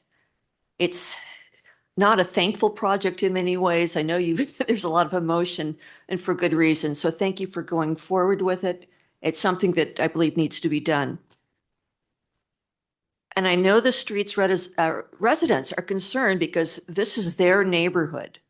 And if I lived on that street, boy, I wouldn't want anything changed. It sounds fantastic. While their feelings are understandable, the reality is that the upgrade really needs to go on. And I think it needs to go on now. And I haven't heard of any way for the street to be paved without having some of those old trees out. And it's very sad, but I think it may need to go forward. In addition, other major concerns. First of all, about safety. And I've gone down that street since this all came up. And I think about what about someone in a wheelchair trying to get down those sidewalks? And someone mentioned the ADA compliance. It's not there, or someone in a stroller trying to push their baby. Also, we have a lot of college kids here who use bicycles to get around. And I can be concerned about them trying to go down River Road on their bicycle the way it is now. And so it'd be nice to have one with a bike lane, maybe not a super bike lane, but a safe bike lane that they could travel on.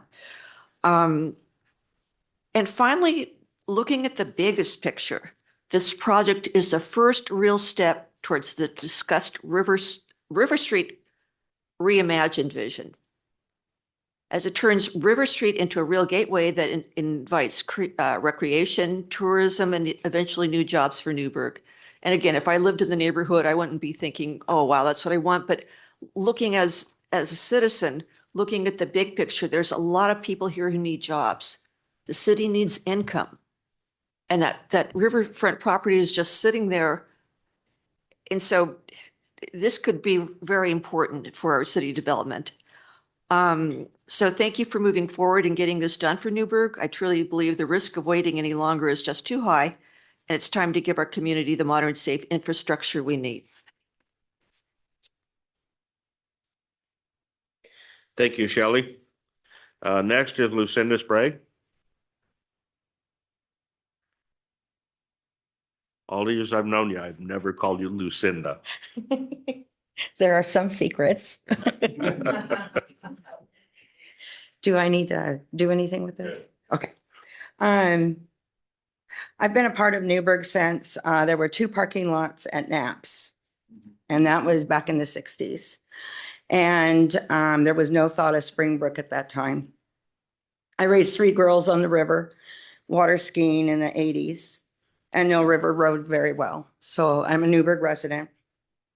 That is just a famous road for Newberg. I think it's a historical road, and I hope that the ad hoc committee and the council can look at it from all sides and make sure that it's for everybody, including the other Newberg residents, not just the people that live on the road, because it's a famous road going down to the river. Thank you, Cindy. Next is Matt. It's Dunstar? Dunstan, okay.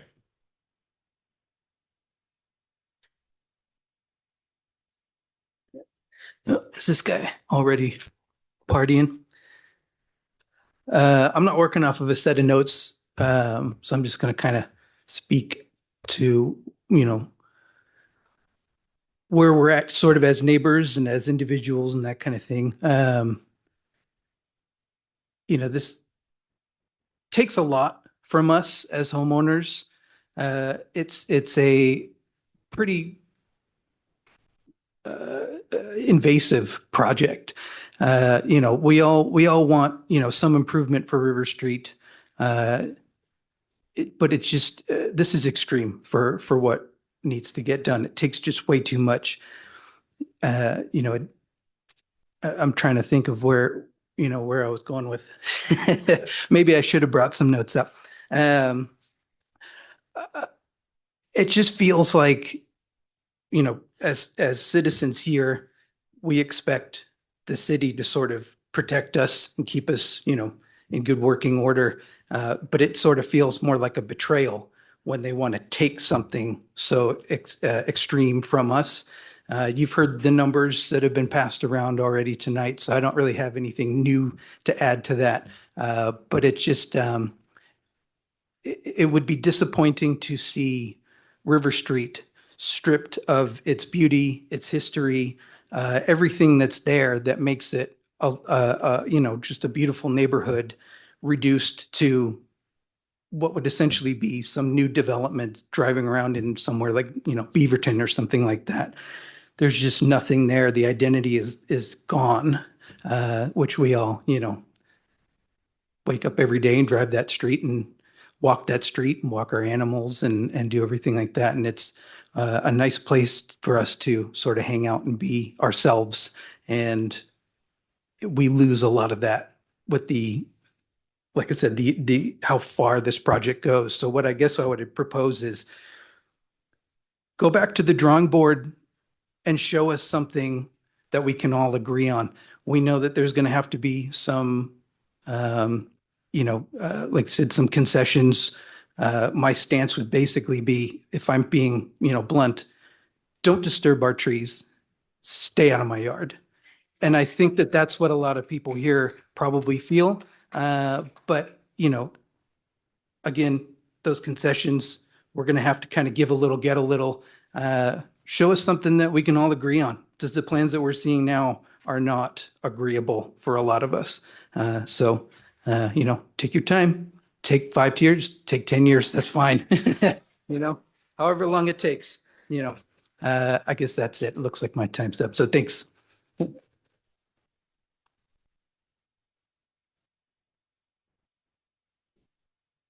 Thank you very much, Matt.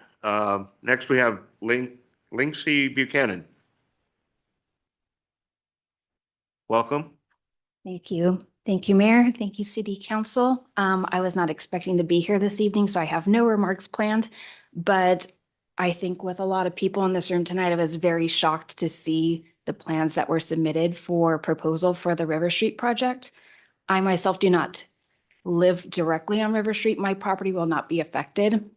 However, River Street is, like somebody else said, a very important street, a historical street. I came from Portland, Oregon in 2019, and my boyfriend, who currently lives with me, came from Camas, Washington. And as people from those towns, we can see what happens when this stuff happens. In the city of Portland, they've done lots of cutting of trees that provide shade. And as a result, the temperature of those properties have gone up. And they're scrambling to replant, but they're not going to get that shade back. Mr. Worthy, I saw that you have saved $7 million by not doing an extra clarifier, another $7 million in the project. I think some of that money, I saw an interview that you had said, and that you are concerned about the future costs of what repaving the road is going to do. But I think repaving the road and just fixing the potholes is going to be way more beneficial down the road than the money is going to be. Give me that 3% property tax. I'll pay it so we can keep those trees. Right now. I also heard that they were in their end of their useful life. They are not. That is a lie. They cut one of those trees down so hard one time. And if you go and walk it, because I saw that some of you didn't raise your hands that you haven't been down that street, that tree is regrowing. It wants to be there. When I moved here, I was stunned by River Street. The trees that were between 3rd and 5th, the sentinels, they're protectors, they're guardians. Please don't take them.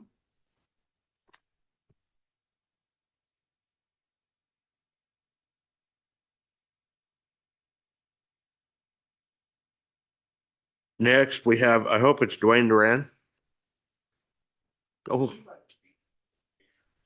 You're on here twice. Exceed your time. So, well, I was just gonna comment that I've walked, 7 grandkids with a stroller. And it's not the best sidewalk maybe, but it can be done. so Dang right.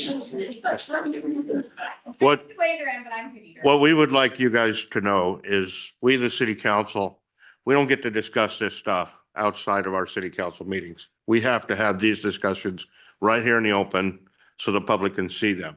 So we've not had a chance to talk to each other about what we would like this street to look like.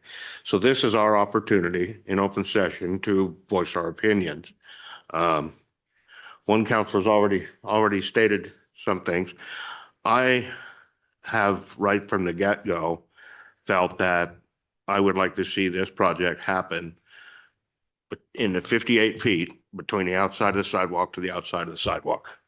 Yes, you have 80-foot right-of-way is what was platted in 1888 or something, but that wouldn't be practical on that street. So that's my opinion. That's, I'm just one vote of 7. But this is your opportunity, council, to voice your opinion on what should happen. Yeah. Well, driving or walking or biking down the street, it's so apparent that it is in terrible, terrible condition. And the fact is, if I recall correctly, we would have to, the construction company would have to go in very deep and get rid of the concrete underneath and so on. But I am generally in agreement that leave the street the same width it is, if you will. ADA improvements will come with any new sidewalks. That's just required by law. So the sidewalks will be in better shape. I don't know if all trees can be saved, like in the ones in the strips between the sidewalk and the street. But generally, I agree with what I'm hearing tonight in terms of the least amount of impact possible, but giving the city a decent street to drive on.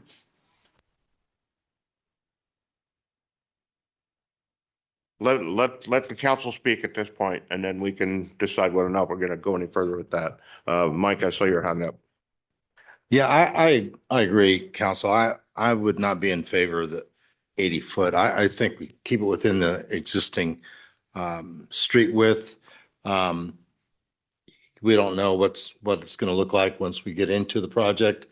A lot of times there's roots in there that you have to cut back, which will affect the trees, but I'm of the opinion that we do something that's going to be the least amount of invasion to the people's property. Because I try and make my decisions based on if I was living there, how would I want to do it? Although there will have to be some concessions and somebody's going to be affected more than somebody else perhaps.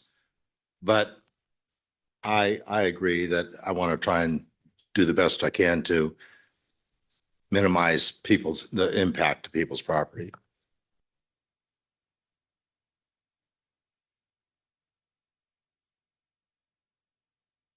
So the other thing that I would like you to know from past discussions with the city manager is he has been working diligently for about 2 years now to make sure that all the pipes that are going to need to be replaced are going to be replaced before this project starts. We do not want to be guilty of paving a brand new road and then cutting trenches through it in 6 months. So our city manager is on top of that, and he's going to make sure that that happens. Any other comments from the? I do, Val. I want to move forward with the ad hoc committee, and just get all the information that we can. This is all very preliminary. Clearly, there's a pause. I mean, even for the comment, I understand how people feel. It's going to be repetitive. I mean, I've heard it. I understand it. I empathize with it. I probably would feel the same if I lived on that street. So I just like to move forward so we can get the information and figure out what we're going to do.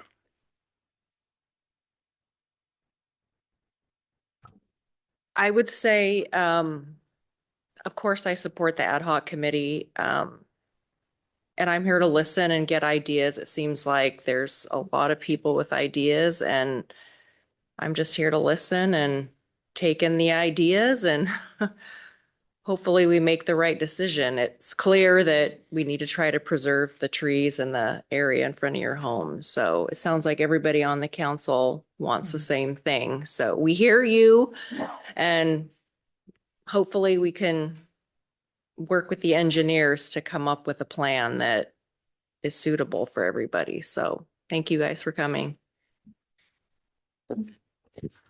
I guess I just want to say too, that I'm sorry that it's gotten to this place, because to hear the emotion in people's voices, and I really thank you for being vulnerable and coming and sharing as you have today.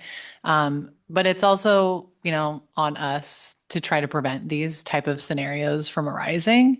And I'm a little frustrated, just to put my cards on the table, because we've been through a similar scenario to this just a few years back.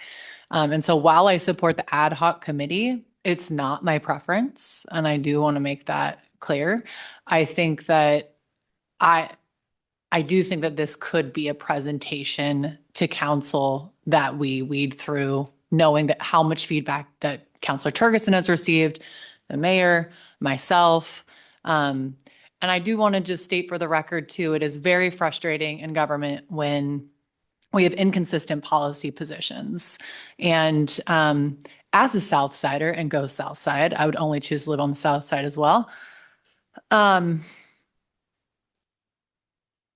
It makes me cringe when we say, well, we need ADA, we need wider sidewalks, we need bike paths. Yeah.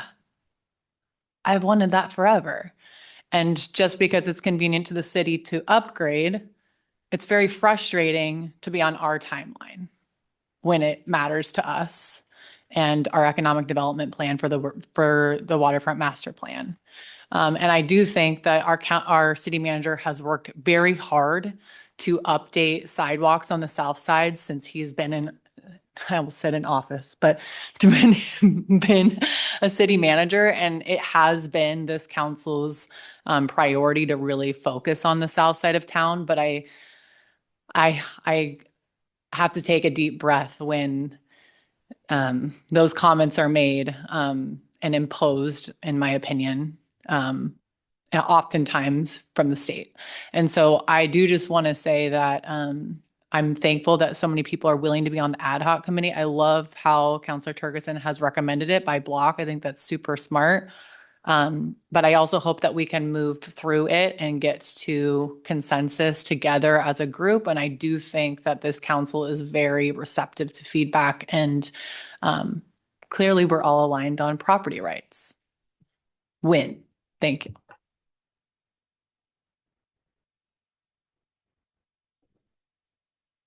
I just want to again say thank you to all of you for coming and representing and sharing your perspective and your generosity with your time. I've had people feed me and give me snacks. I have open invitations to yards. So if you all want to come on a walk with me, I have open invitations to multiple yards that I can show you impact. And I agree, it's frustrating that we've gotten to this point, and my hope is that this ad hoc can be a space of pause where we can have genuine community input and voices and come up with a community-centered approach that will meet the needs of the River Street community in a way that maintains livability and quality of life and the really unique things that make River Street such a special street. So thank you for considering the ad hoc.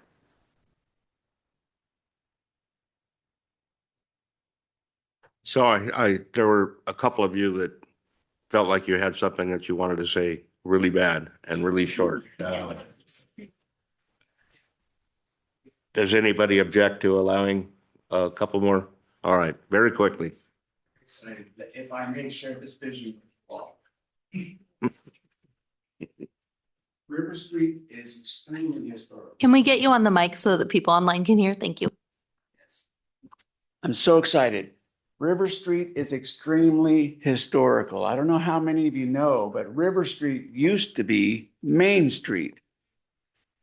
And there's a lot of history down that street.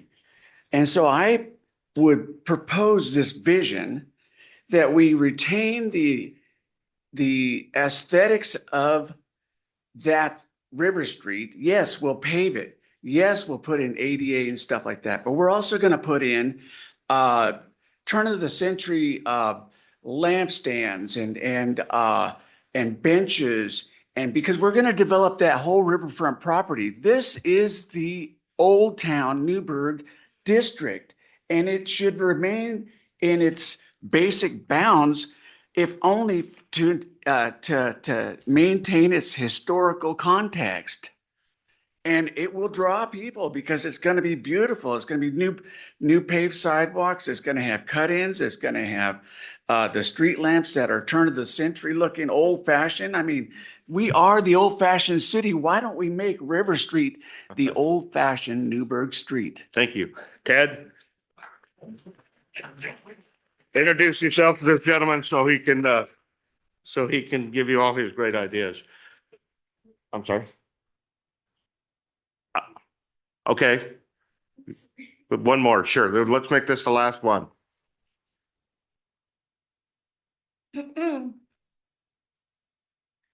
My name is Marilyn Van Grunsven. I live on 4th and River, and I've been here since 1978. And my son came up with an idea about keeping River Street the same size as it is, but making it a one-way. And then you have another street going in another one-way. That way you can still keep your trees and your ambiance, and you just allow traffic to do a circle. Thank you. Ma'am, I like the way your son thinks. I had that same suggestion about a year ago, so we'll see where it goes.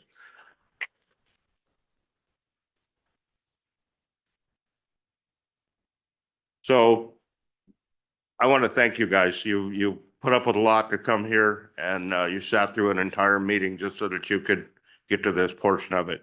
What I really am impressed by is your civility today. You acted like neighbors. You acted like a community. And I thank you for coming here. And even though you're passionate, controlling your actions and acting the way you did tonight. Once again, I love this city and everybody that said it. Thank you very much.